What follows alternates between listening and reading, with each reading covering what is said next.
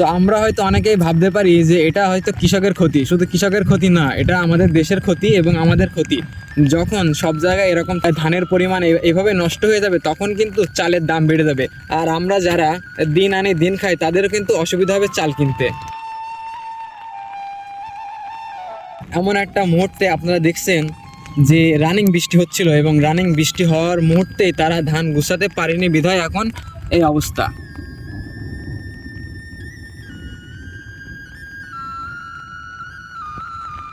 তারপরে কৃষক 4টে মাস মাঠে ফসল ফলায় এবং ফসল ফলানোর পরেই একটু সুখের আশায় থাকে।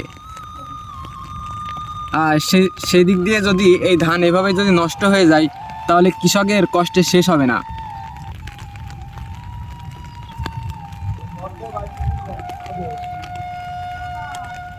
প্রতিটা ধান মিশে আছে পানির সাথে।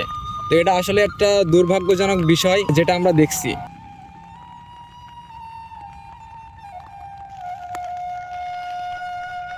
বৃষ্টি আসার আগ মুহূর্তে যেগুলো একটু বাঁচাতে পেরেছে বৃষ্টির হাত থেকে, ক্ষতির হাত থেকে, সেগুলো কিন্তু এইভাবে টোপর দিয়ে রেখে দিয়েছে, আর যেগুলো পারিনি সেগুলো তো দেখতেই পাচ্ছেন আপনারা। তো আমি আপনাদেরকে আজকের যেখানে অবস্থান করছি এখানে এসে এই ধান গোছানোর ভিডিওটা দিতে চেয়েছিলাম, তবে আসার পথেই আমি বৃষ্টিতে আটকা পড়েছি, যে কারণে এখানকে এসে আমি এই আবহাওয়াটা দেখলাম আর এটাই আপনাদের মাঝে শেয়ার করলাম। তো এই হচ্ছে এখানকার পরিবেশ, আসলে একটা দুঃখজনক বিষয়।